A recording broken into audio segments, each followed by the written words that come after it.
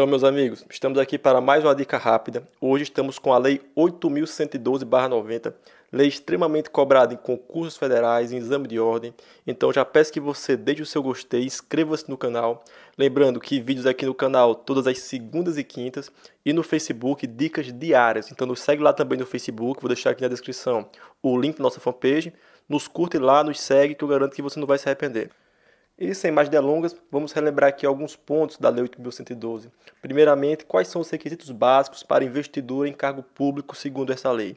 Você vai lembrar que o sujeito tem que ter nacionalidade brasileira, estar em gozo de direitos políticos, estar quite com as obrigações militares e eleitorais, ter o nível de escolaridade exigido para o cargo, idade mínima de 18 anos e, claro, aptidão física e mental. Então, são esses os requisitos básicos. E quais são as formas de provimento, bem como as formas de vacância do cargo público?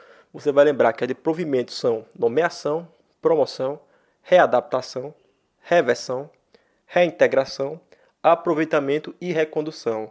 Ao passo que as formas de vacância são exoneração, demissão, promoção, readaptação, aposentadoria, posse em outro cargo público inacumulável e também o falecimento.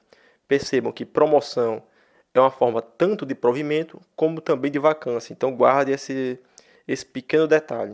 Outro ponto bastante cobrado em concursos públicos é o relativo às penalidades e às causas legais de demissão. Quanto às penalidades, você vai lembrar que a lei prevê a advertência, a suspensão, a demissão, a cassação de aposentadoria ou disponibilidade, a destituição de cargo em comissão e a destituição de função comissionada. Quanto às causas legais de demissão, você vai lembrar o seguinte. Primeiramente, essas causas estão previstas no artigo 132, bem como nos incisos 9 ao 16 do artigo 117. E que causas são essas? Vou resumi-las no seguinte quadro.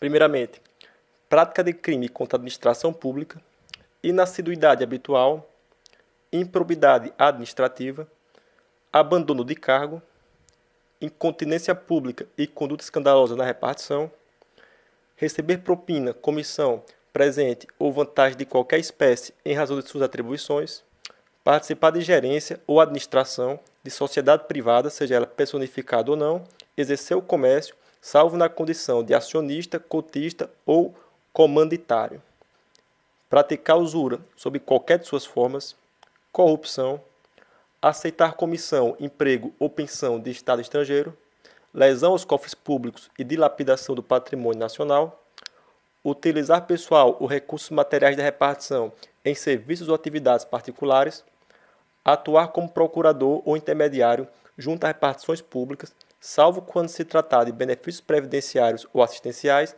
de parentes até o 2º grau e de cônjuge ou companheiro, aplicação irregular de dinheiros públicos, acumulação ilegal de cargos, revelação de segredo do qual se apropriou em razão do cargo, proceder de forma desidiosa, insubordinação grave em serviço, ofensa física em serviço a servidor ou a particular, salvo em legítima defesa própria ou de outrem, e valer-se do cargo para lograr proveito de ordem pessoal ou de outrem, em detrimento da dignidade da função pública.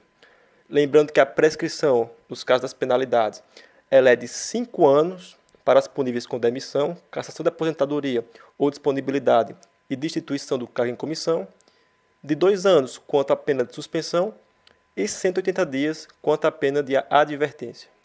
Outro ponto que você deve lembrar são os deveres e as proibições do servidor. Os deveres estão no artigo 116 e são os seguintes: exercer com zelo e dedicação as atribuições do cargo, ser leal às instituições a que servir, observar as normas legais e regulamentares, cumprir as ordens superiores, exceto quando manifestamente ilegais, atender com presteza ao público em geral, prestando as informações requeridas, ressalvadas as protegidas por sigilo, a expedição de certidões requeridas para a defesa de direito ou esclarecimento de situações de interesse pessoal, as requisições para a defesa da fazenda pública.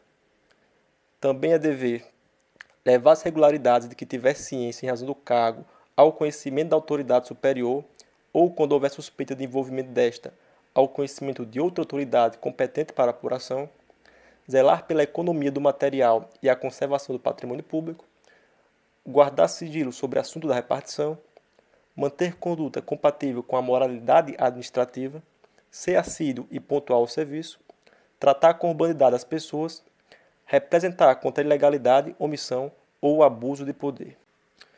Já as proibições estão no artigo seguinte, no artigo 117, e são as seguintes: ausentar-se do serviço durante o expediente sem prévia autorização do chefe imediato, retirar sem prévia anuência da autoridade competente qualquer documento ou objeto da repartição, recusar fé a documentos públicos, opor resistência injustificada ao andamento de documento e processo ou execução de serviço, promover manifestação de apreço ou desapreço no recinto da repartição, cometer a pessoa estranha à repartição, fora dos casos previstos em lei, o desempenho de atribuição que seja de sua responsabilidade ou de seu subordinado, coagir ou aliciar subordinados no sentido de filiarem-se à associação profissional ou sindical ou a partido político, manter sob sua chefia imediata, em cargo ou função de confiança, cônjuge, companheiro ou parente até o 2º grau civil.